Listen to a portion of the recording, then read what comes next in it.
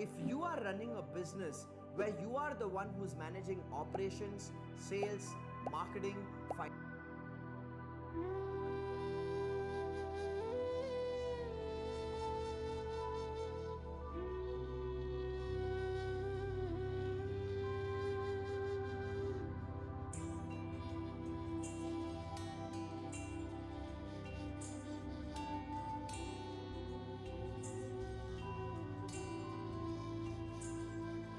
मुझे नूर बना कर रख लेना, मुझे नूर बना कर रख लेना। शिव बाबा तू अपने नैनों में मुझे नूर बना कर रख लेना।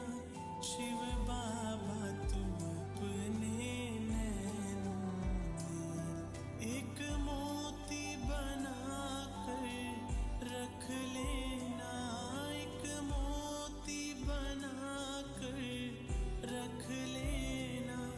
मेरे बाबा तू अपनी माला में मुझे नूर बना कर रख लेना। शिव बाबा तू अपने नैनों में।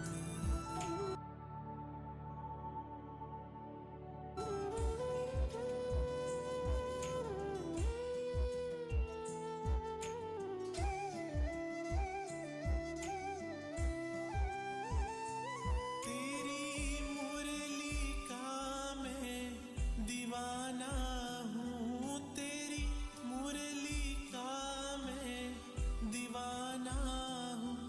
हुआ तुझ पे फिदा परवाना हूँ, हुआ तुझ पे फिदा परवाना हूँ, हुआ तुझ पे फिदा परवाना हूँ, हुआ तुझ पे फिदा परवाना हूँ। मुस्कान बना के रख लेना, मुस्कान बना के रख लेना। शिव बाबा तू अपने अधरों पे मुझे नूर बना कर रख लेना। शिव बाबा तू अपने नैनों में।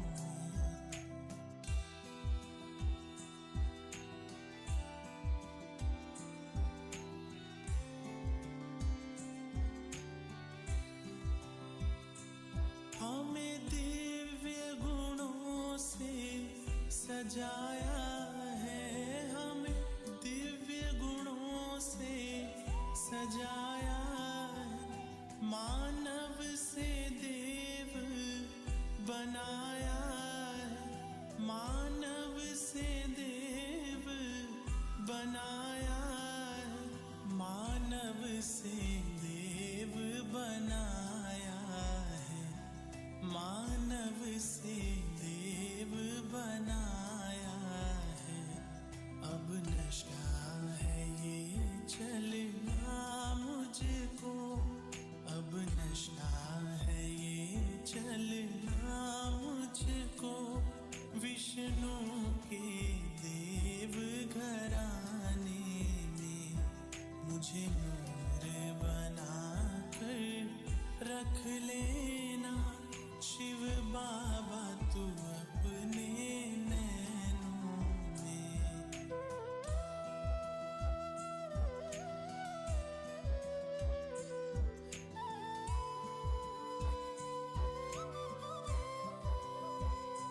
मैं भला हूँ बुरा हूँ तेरा हूँ, मैं भला हूँ बुरा हूँ तेरा हूँ।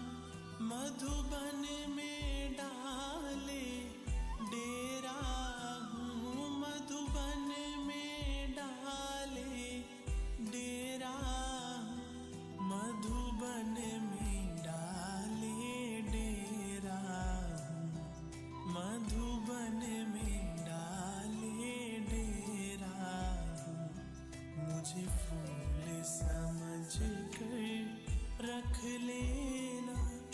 मुझे फूल समझ कर रख लेना शिव बाबा तू अपनी बगिया में, मुझे नूर बना कर रख लेना शिव बाबा तू अपने नैनों में, एक मोती बना कर रख लेना, एक मोती बना कर रख लेना मेरे बाबा तू अपनी माला में, मुझे नूर बना कर रख लेना शिव बाबा तू अपने नैनों में।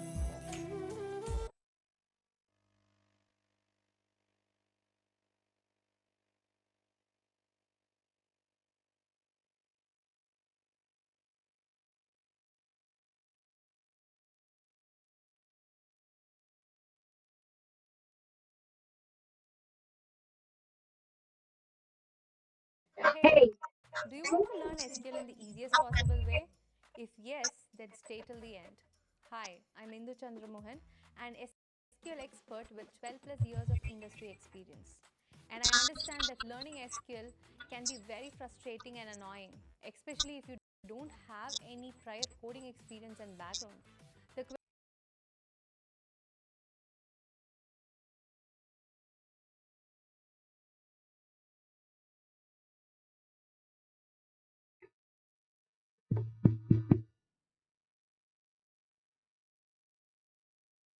ओम शांति। ओम शांति। ओम शांति। Good morning. संसार में हम सभी आत्माएं परमात्मा प्यार की प्यासी आत्माएं जगह जगह क्या करती हैं ना, परमात्मा को ढूंढती हैं, परमात्मा से मिलने का, परमात्मा को जानने का पुरुषार्थ करती हैं और उनको पाने के लिए तरह तरह के जतन भी करती हैं।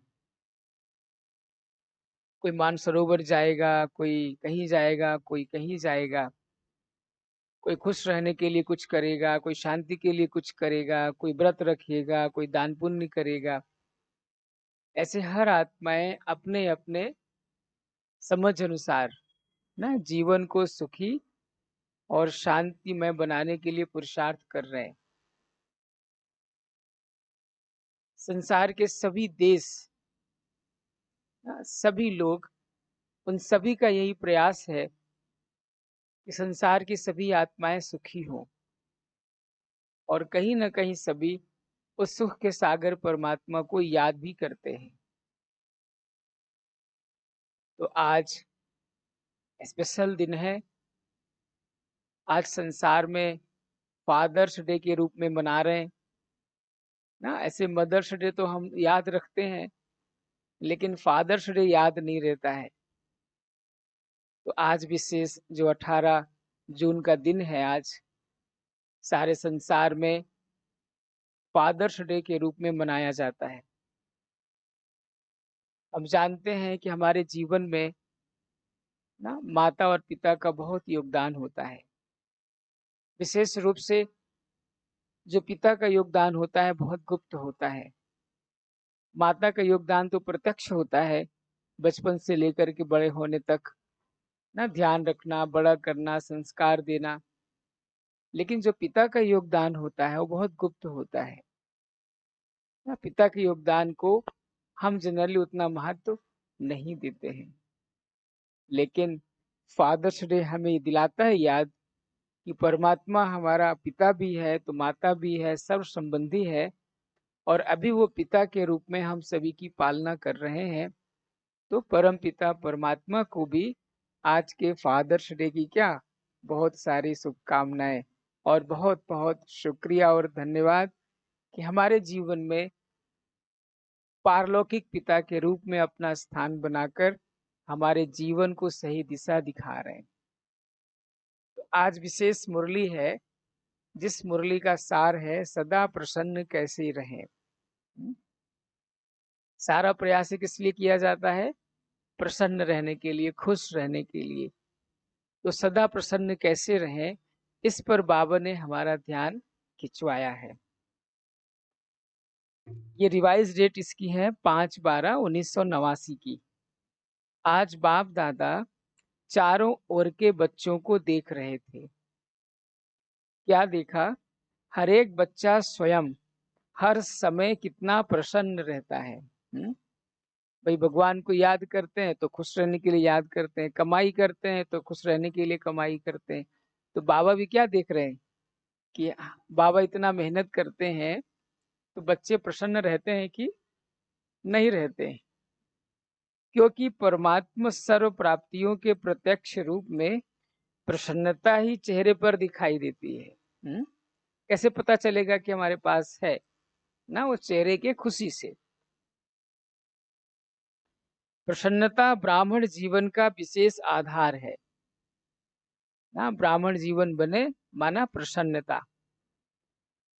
अल्पकाल की प्रसन्नता और सदा काल की संपन्नता की प्रसन्नता, इसमें रात दिन का अंतर है ना। समझो किसी को अच्छा खाने को मिल गया तो क्या हो गया? खुश हो गया। किसी से अच्छे से प्यार से बात कर ली तो खुश हो गया, है ना। ये किस प्रकार की प्रसन्नता है? अल्पकाल की। और बाबा हमें किस प्रकार की प्रसन्नता देते हैं ना? सदा काल की। अल्पकाल की प्रसन्नता अल्पकाल के प्राप्ति वाले के चेहरे पर थोड़े समय के लिए दिखाई जरूर देती है, लेकिन रूहानी प्रसन्नता स्वयं को तो प्रसन्न करती ही है, परंतु रूहानी प्रसन्नता के वाइब्रेशन अन्य आत्माओं तक भी पहुंचते हैं ना। खुद भी प्रसन्न होगा तो सामने वाला भी क्या होगा? प्रसन्न होगा, खुश होगा। अन्य आत्माएं भी शांति और शक्ति की अनुभूति करती हैं। जैसे फलदायक वृक्ष अपने शीतलता की छाया में थोड़े समय के लिए मानव को शीतलता का अनुभव कराता है ना। कोई पेड़ होता है तो थोड़े समय के लिए वो भी क्या करता है ना, उनके मन को शांत करता है और मानव प्रसन्न हो जाता है। ऐसे परमात्मा प्राप्तियों के फल संपन्न रूहानी प्रसन्नता वाली आत्मा दूसरों को भी अपने प्राप्तियों की छाया में तन मन की शांति और शक्ति की अनुभूति कराती है ना। देखो जैसे वो पेड़ होता है, पेड़ के नीचे बैठ जाते हैं तो कितना अच्छा लगता है। गर्मी का समय चल रहा है, सोचो थोड़ी देर छांव मिल जाती है तो मन कितना खुश होता है ना, मन कितना आनंदित होता है। तो बाबा कहते हैं ऐसे परमात्मा प्यार को प्राप्त करने वाली हम आत्माएं क्या कर सकते हैं? जो भी मिले उसको शांति और सुख की अनुभूति करा सकती हैं। प्रसन्नता के वाइब्रेशन सूर्य के किरणों के समान वायुमंडल को, व्यक्ति को और सब बातें भुलाए सच्चे रूहानी शांति की, खुशी की अनुभूति में बदल देते हैं। वर्तमान समय की अज्ञानी आत्माएं अपने जीवन में बहुत खर्चा करके भी प्रसन्नता में रहना चाहती हैं। गर्मी के दिनों में खुश होने के लिए कहाँ जाते हैं? हिल स्टेशन पे जाते हैं, घूमने जाते हैं, क्योंकि वहां पर मौसम क्या है? थोड़ा सा ठंडा है, थोड़ा सा टेम्परेचर कम है, तो वहां जाते हैं। खुश रहने के लिए क्या क्या नहीं करते हैं। आप लोगों ने क्या खर्च किया? बोलो भाई, क्या खर्च किया? ये परमानेंट प्रसन्नता पाने के लिए क्या खर्च किया? हिमालय पर्वत पे गए? ना समुद्र के किनारे टहलने गए, घूमने गए? ऐसा भी नहीं। कोई पैसा खर्च हुआ? ऐसा भी नहीं। तो बाबा कहते हैं आप लोगों ने क्या खर्च किया? बिना पैसा खर्च करते भी सदा प्रसन्न रहते हो ना, वह औरों की मदद से प्रसन्न रहते हो। कैसे प्रसन्न रहते हैं ना? कोई अच्छे से बात कर ले तो प्रसन्न हो गए, नहीं किया तो प्रसन्नता क्या हो गई? जो पहले से थी वो गायब हो गई, है ना। तो बाबा कहते हैं क्या देखा? बाबा चार्ट चेक कर रहे थे तो बाबा ने क्या देखा? एक है सदा प्रसन्न रहने वाले और दूसरे हैं प्रसन्न रहने वाले। कौन कौन? सदा प्रसन्न रहने वाले और प्रसन्न रहने वाले। सदा शब्द नहीं है, प्रसन्नता भी 3 प्रकार की देखी। प्रसन्नता भी 3 प्रकार की देखी। स्वयं से प्रसन्न, स्वयं से प्रसन्न, दूसरों से प्रसन्न और सेवा द्वारा प्रसन्न। खुद भी सेवा करके खुश, सेवा किया दूसरे भी खुश, है ना, और जो सेवा किया उससे भी हम खुश। अगर तीनों में प्रसन्न है तो बाप दादा को स्वतः ही प्रसन्न किया है, और जिस आत्मा के ऊपर बाप प्रसन्न है वह तो सदा सफलता मूर्त है ही ना। अगर खुदा राजी है तो कोई कुछ बिगाड़ नहीं सकता। कहते हैं ना, जाको राखे साइया मार सके न कुए, बाल भी बांका न हो सके चाहे सारा जग बैरी होए ना। तो बाबा क्या कहते हैं, जिस पर भगवान प्रसन्न है तो फिर उस पर सब कुछ सफलता तो मिलनी ही है। तो बाप दादा ने देखा कई बच्चे अपने से भी अप्रसन्न रहते हैं। चलो दूसरों से किसी बात में नाराज होंगे, चलो हो सकता है, लेकिन अपने से भी नाखुश रहते, छोटी सी बात के कारण अप्रसन्न रहते हैं। पहला पहला पाठ मैं कौन, इसको जानते हुए भी भूल जाते हैं ना। भूल जाते हैं तो क्या होता है, जो बाप ने बनाया है दिया है उसको भूल जाते हैं। तो बाप ने हर एक बच्चे को फुल वर्षे का अधिकारी बनाया है ना। बाबा ने हमको सब कुछ दिया है, किसको पूरा किसको आधा वर्षा नहीं दिया, किसको आधा या चौथा मिला है क्या, बाबा ने तो सबको पूरा दिया है। बाप ने सभी को मास्टर सर्वशक्तिवान का वरदान का वर्षा दिया। ऐसे नहीं कि कोई शक्तियां बच्चों को दी और कोई नहीं दी, अपने लिए नहीं रखी। सर्वगुण संपन्न बनाया है, सर्व प्राप्ति स्वरूप बनाया है, लेकिन बाप द्वारा जो प्राप्तियां हुई हैं उसको स्वयं में समा नहीं सकते ना। स्वयं में समा नहीं सकते तो बातें भूल जाती हैं, बातें भूल जाती हैं तो समय पर काम भी नहीं आती हैं। तो बाबा कहते हैं जैसे स्थूल धन वह साधन प्राप्त होते भी खर्चा करना ना आया, वह साधनों को यूज करना ना आया, तो प्राप्ति होते भी उससे वंचित रह जाते हैं। जैसे मुरली का खजाना कहाँ तक रह जाता है, सिर्फ मुरली तक रह जाता है, दिमाग से क्या हो जाता है, खिसक जाता है, और जब दिमाग से खिसक जाता है तो मौके पर याद ही नहीं आता। तो बाबा क्या कहते हैं, ये खजाना सब कुछ है पर रखा है, मौके पर याद नहीं आ रहा है।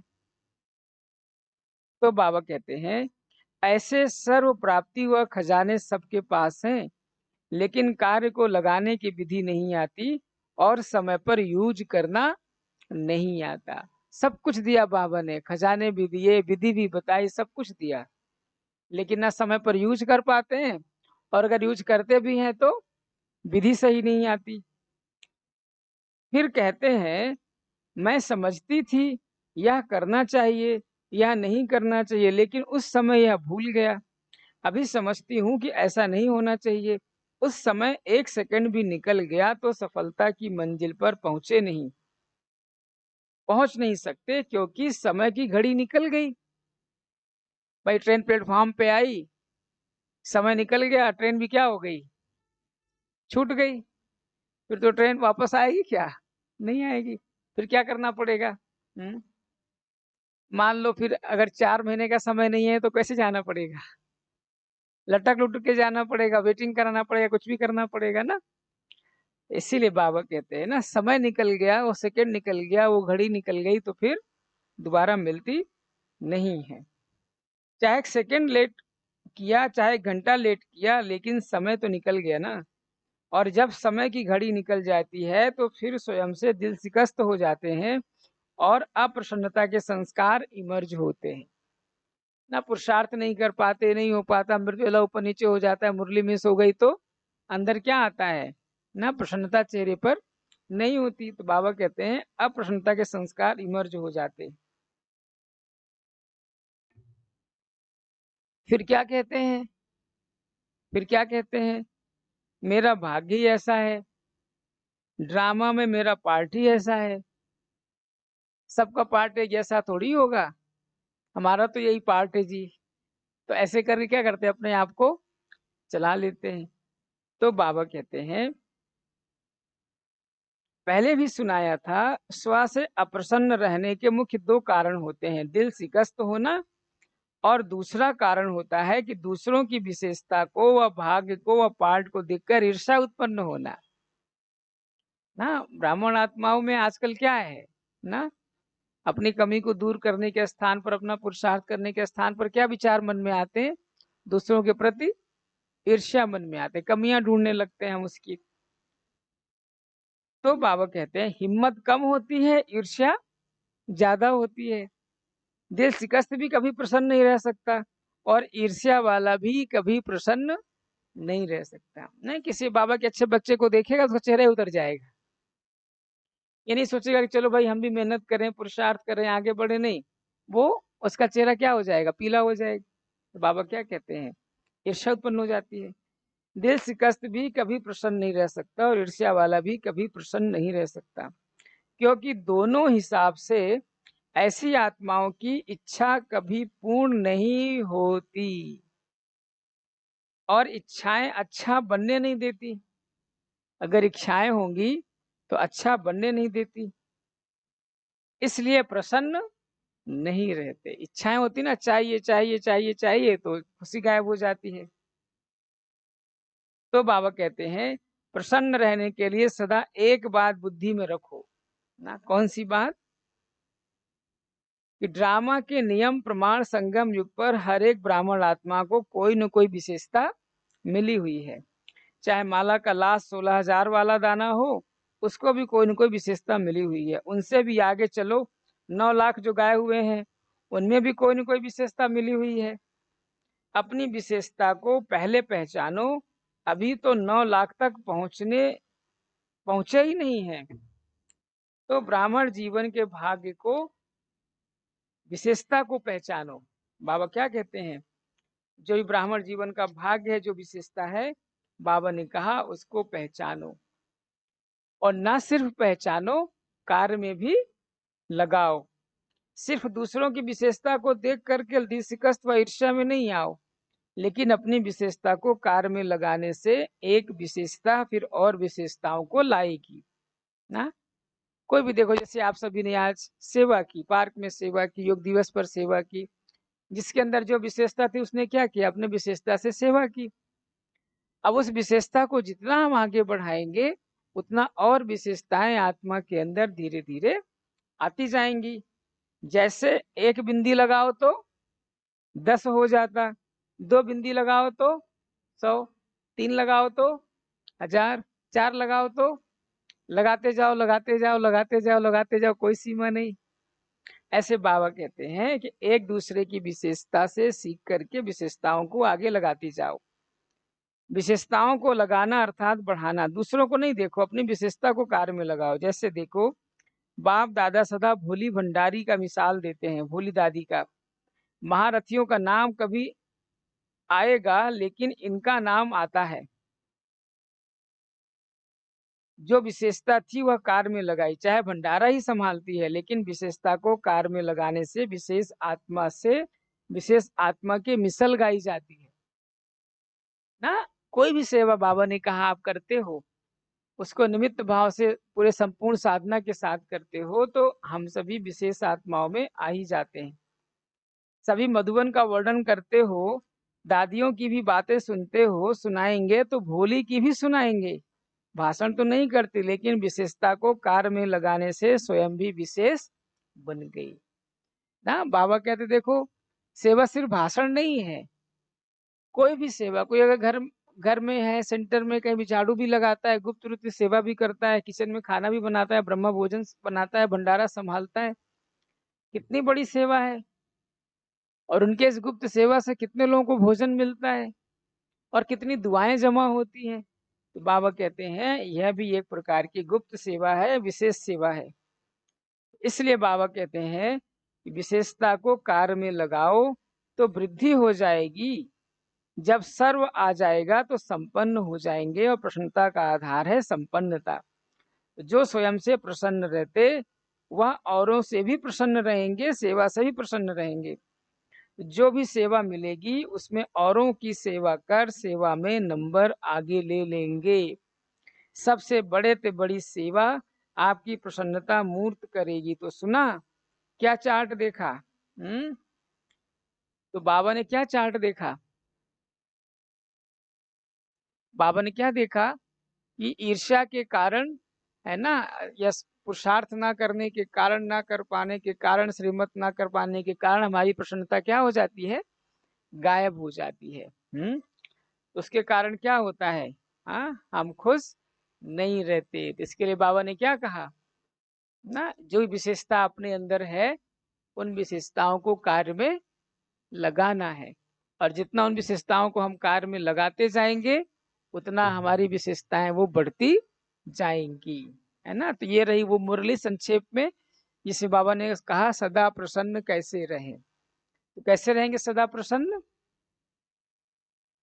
अपनी विशेषताओं को देखना और उन विशेषताओं को ईश्वरी कार्य में, बाबा के कार्य में लगाना, और जब उसको लगाएंगे तो उसकी बढ़ोतरी होगी। जब बढ़ोतरी होगी दूसरों की सेवा होगी, दूसरों को सुख मिलेगा, दूसरों को सुख मिलेगा तो हमको दुआएं मिलेंगी, तो हमको भी सुख मिलेगा, है ना। हमको भी सुख मिलेगा, दूसरों को सुख मिलेगा, तो बाबा की भी दुआएं क्या होंगी? हमको मिलती रहेंगी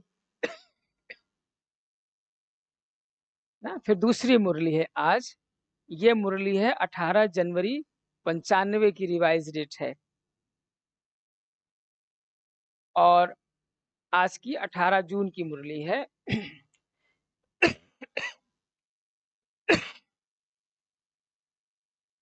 मुरली का टाइटल है ज्ञान सरोवर उद्घाटन के शुभ मुहूर्त पर अव्यक्त बाप दादा के मधुर महावाक्य। ना देखो, बहुत समय पहले ज्ञान सरोवर बना था। अभी मधुबन में कितने सरोवर बन गए भाई? शांति सरोवर, है ना, मान सरोवर, ज्ञान सरोवर तो बन ही रहा है, आनंद सरोवर, सरोवर ही सरोवर, सरोवर ही सरोवर ना। तो सरोवर में क्या करना है?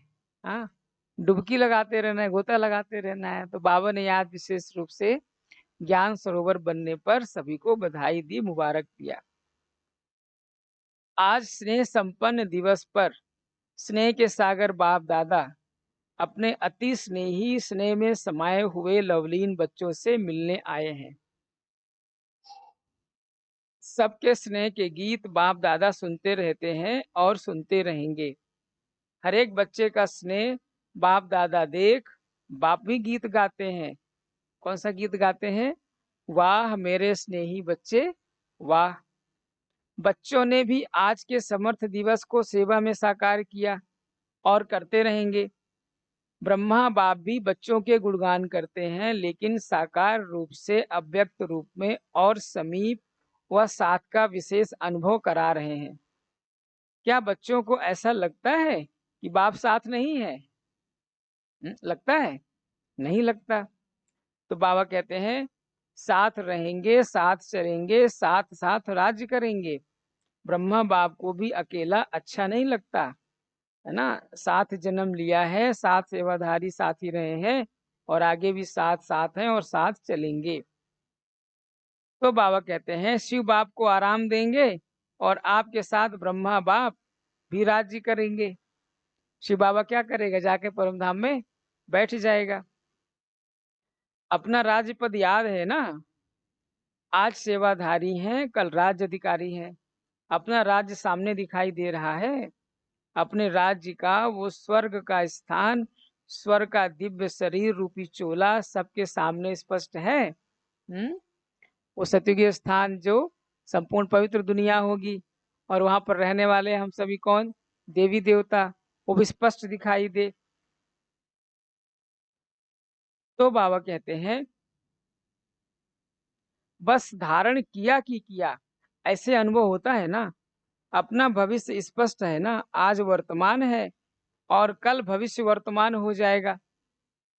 जो भविष्य में हम देख रहे हैं, सत्युग आज भविष्य में सोच रहे हैं आएगा, कल सत्युग कहाँ आ जाएगा? वर्तमान में आ जाएगा। तो बाबा कहते हैं यह निश्चय है ना, पक्का निश्चय है। सब पुराने पुराने पक्के हो गए हैं। बाप दादा को भी, विशेष ब्रह्मा बाप को भी खुशी है। स्थापना के एक है साथी आदि रतन जो सामने बैठे हैं, और दूसरे स्थापना की वृद्धि के श्रेष्ठ रतन। तो इस संगठन में ब्रह्मा बाप दोनों प्रकार के रत्नों को देख हर्षित हो रहे हैं, और बच्चे भी अपने उमंग उत्साह से शरीर का भी सेल्वेशन का भी ख्याल न करते हुए ठंडी ठंडी हवाओं में पहुंच गए। जनवरी के महीने में कितना ठंड होती है, तो तब भी बाबा के बच्चे पहुंच गए सब। ये ठंडी हवाएं आप बच्चों को सलाम करने आती हैं। क्या करने आती हैं? सलाम करने आती हैं। वैसे भी देखो, जब राजा तख्त पर बैठते हैं तो पीछे से क्या होता है, चंवर झुलाते हैं ना, तो उससे ठंडी ठंडी हवा हो जाती है। तो खड़े रहते हैं ना ऐसे, पीछे से क्या करते रहते हैं ना, ऐसे हवा चलाते रहते हैं। बाबा कहते हैं तो नशा है ना। तो आज ब्रह्मा बाप विशेष अपने जन्म के साथी और सेवा के साथी, सेवा के निमित्त पहले रत्न और जन्म के समय के पहले रत्न दोनों को देख देख हर्षित होते हैं। माना जो बाबा के साथ समर्पित हुए वो, और जो बाबा के बाद समर्पित हुए वो भी बाबा के साथ ही सेवा कर रहे हैं। अच्छा, यह हाल भी राज दरबार माफिक बनाया है। ज्ञान सरोवर का ऑडिटोरियम हाल, राज दरबार लगता है तो गैलरी में बैठे हैं, तो गैलरी वाले भी को भी अच्छा लग रहा है। हाल में सभी भाई बैठे हैं, माताएं सब बाहर बैठी। अच्छा, आज तो माताओं के त्याग का भाग्य उन्हों को अभी मिल ही गया। अच्छी तरह तपस्या कर रही हैं, तपस्या का फल मिल जाएगा। ठंडी ठंडी हवा आ रही है तो धूप भी आ रही है ना, दिन का समय था, हवा भी चल रही थी तो धूप भी लग रही थी। अच्छा, ज्ञान सरोवर को क्या कहेंगे? ज्ञान सरोवर कहेंगे या स्नेह का सरोवर कहेंगे? तो बाबा कहते हैं ज्ञान सरोवर में स्नेह का सरोवर अच्छा है। ये ज्ञान सरोवर सेवा का विशेष लाइट हाउस और माइट हाउस है। इस धरनी में अनेक आत्माओं के भाग्य का सितारा चमकेगा। अनेक आत्माएं अपने बिछड़े हुए बाप से मिलन मनाने आएंगी। अनेक आत्माओं के दुख दूर करने वाली धरनी है। सरोवर में आते ही सुख की लहरों में लहराने का अनुभव करते रहेंगे। इस ज्ञान सरोवर द्वारा 3 प्रकार के लोग 3 प्रकार की प्राप्ति के अधिकारी बनेंगे। अभी पिछले मुरली बाबा ने क्या कहा? प्रसन्नता कितने लोगों में होनी चाहिए? 3 चीजों में, खुद में, दूसरों में और सेवा में। तीनों में प्रसन्नता होनी चाहिए। ऐसे बाबा कहते हैं यहाँ पर, ऐसी कौन सी 3 प्रकार की प्राप्ति है जिससे हम, बाबा ने कहा, जिससे मन खुश रहे। जैसे तो इस ज्ञान सरोवर द्वारा 3 प्रकार के लोग 3 प्रकार की प्राप्ति के अधिकारी बनेंगे। कोई वर्षे के अधिकारी, कोई वरदानों के अधिकारी, और कोई सिर्फ दुआओं के अधिकारी। कौन कौन से अधिकारी? वर्षे के अधिकारी, वरदानों के अधिकारी और दुआओं के अधिकारी। तो 3 प्रकार के प्राप्ति संपन्न ये श्रेष्ठ सरोवर है।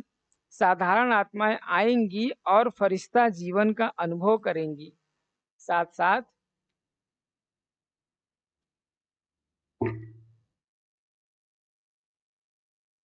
अनेक ब्राह्मण आत्माएं तपस्या के सूक्ष्म अनुभूतियों द्वारा अव्यक्त पालना और सूक्ष्म योग के सहज अनुभव और प्राप्तियों का लाभ लेंगी।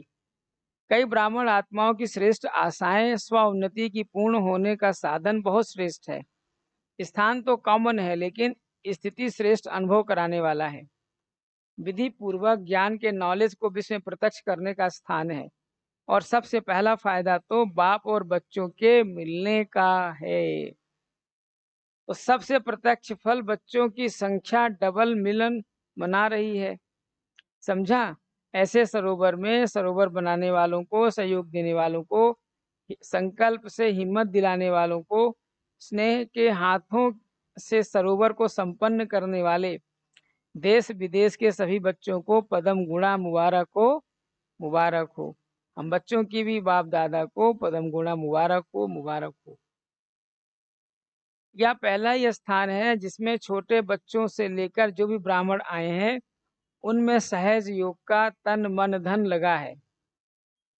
तन से ईंट नहीं भी उठाई है, लेकिन तन से अपने अपने साथियों को साथी बनाया है, उमंग दिलाया है। तो ऐसे स्नेह सहयोग शक्ति की बूंद बूंद से सजा हुआ सरोवर श्रेष्ठ सफलता का अनुभव कराता रहेगा।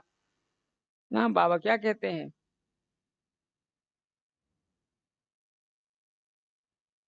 बाप दादा जानते हैं कि बाप दादा जानते हैं कि बच्चों ने थोड़ी तकलीफ तो उठाई, लेकिन प्यार से उठाई है। मोहब्बत में मेहनत का अनुभव नहीं किया, और जहाँ हिम्मत है वहाँ मददगार बाप दादा तो है ही। इसलिए बाप दादा समाज करते रहते हैं, आपको बैठने योग्य तो बना कर दे दिया ना। बाप तो आ गए हैं, वायदा ही ये था। आप सब भी इन्हों को मुबारक दे रहे हो ना। जिन्होंने हाल को सजाया वो कहाँ है? मुन्नी पार्टी। देखो स्नेह का सागर है तो ना तो सर्व कलकत्ता से यहाँ फूल आ जाएं। ना कोलकाता में क्या होते हैं ना, भिन्न भिन्न प्रकार के सुंदर सुंदर फूल जो मधुबन में सजावट के लिए आते हैं।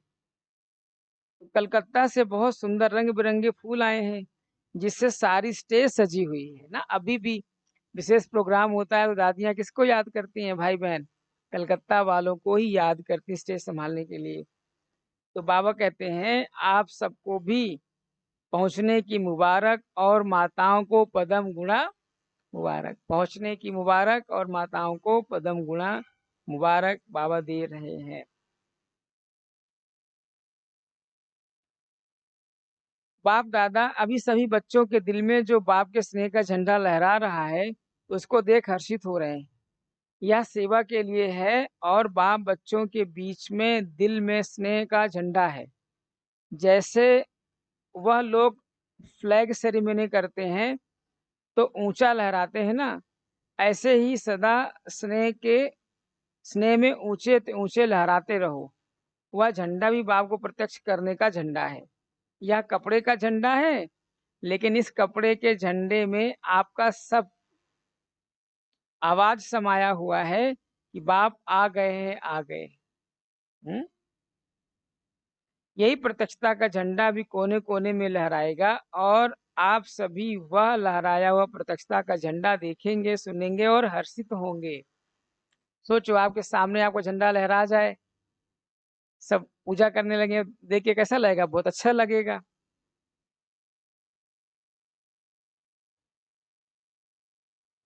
तो बाबा कहते हैं तो आप सभी को तपस्या करनी पड़ी, उसकी मुबारक हो, लेकिन बहुत आराम से अच्छे बैठे हैं। और जितना आपको देखने में आ रहा है उतना अंदर पीछे वालों को नहीं है। आप बराबर नहीं थे, लेकिन दिल के अंदर थे। सब बहुत बहुत खुशनसीब हो, इसलिए सदा खुशी बांटते रहना, खुश रहना और खुशी बांटना। फिर बाप दादा ने चारों ओर बने भवनों पर अपनी दृष्टि डाली, और पुनः हाल में आकर सभी इंजीनियर्स और अपने दोस्त हस्तों से टोली खिलाई, है ना। तो ऐसे ज्ञान सरोवर बन के क्या हो गया? तैयार हो गया। बाबा के सामने उद्घाटन हो गया, बहुत सारे बच्चे आ गए ना। ऐसे बाबा अपने सभी बच्चों से बहुत स्नेह से प्यार से क्या करते हैं? मिलते रहते हैं, मिलते रहते हैं। फिर आज का वरदान है, कमजोर संकल्पों की जाल को समाप्त कर। कमजोर संकल्पों की जाल को समाप्त कर परतंत्रता के बंधन से मुक्त होने वाले स्वतंत्र आत्मा भाव। परतंत्रता का बंधन अपने ही मन के व्यर्थ कमजोर संकल्पों की जाल है। यह जाल क्वेश्चन के रूप में होता है।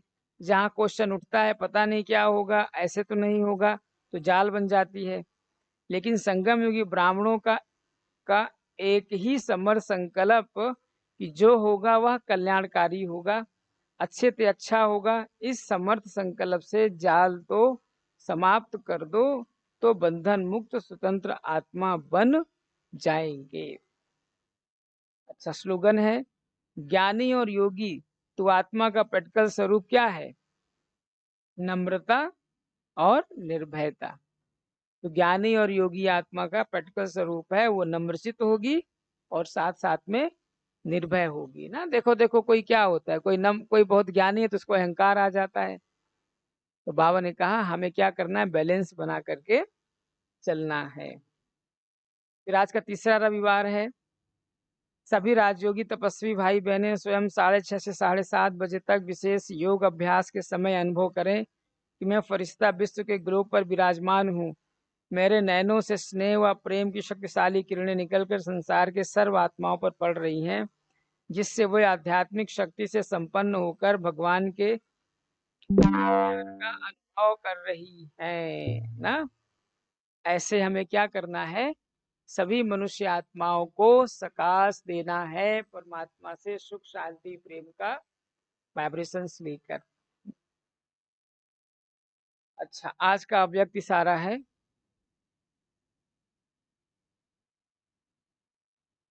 समानधारी सदा बेफिक्र बादशाह होता है, सर्व प्राप्ति स्वरूप होता है, उसे अप्राप्ति की अविद्या होती है। जो सदा समानधारी आत्मा हूँ यह याद रखो। समानधारी सदा बाप के दिल तक नसीन होता है, क्योंकि बेफिक्र बादशाह है ना। दुनिया वालों के जीवन में कितनी फिक्र रहती है, उठेंगे तो भी फिक्र, सोएंगे तो भी फिक्र, आप सदा बेफिक्र हो ना। दुनिया में तो आज हर बात पे फिक्र है। अकेले जाएं तो फिक्र, 10 लोग जाए तो फिक्र, ट्रेन से जाएं तो फिक्र, बस से जाएं तो फिक्र, पैदल जाएं तो फिक्र, फिक्र कहाँ नहीं है। ऐसे फिक्र को मुक्त करने के लिए बाबा हमको क्या बनाते हैं ना, विशेष रूप से सोमानधारी बनाते हैं। ठीक। अच्छा, आज का सोमान है मुरली का, मैं अतीन्द्रिय सुख की अनुभवी आत्मा हूँ। क्या हूँ? अतीन्द्रिय सुख की अनुभवी आत्मा। अतीन्द्रिय सुख की अनुभूति क्या है, उस सुख का अनुभव करने के लिए मुझे किन किन बातों पर ध्यान देना आवश्यक है, ये अभ्यास हमको करना है, ढूंढना है। अतीन्द्रिय सुख का अनुभव हम कैसे करें? अच्छा तो होता है पर मिलता नहीं अच्छा, मार्केट में नकली मिलता है, शक्कर मिला करके दे देते हैं, है ना। समझते हैं मिल गया शहद सबको, ऐसे बाबा क्या कहते हैं। ठीक है। तो आप सभी को पुनः फादर्स डे की ना, आज के अंतर्राष्ट्रीय योग दिवस की आप सभी को बहुत बहुत शुभकामनाएं और बधाइयाँ। ओम शांति, ओम शांति।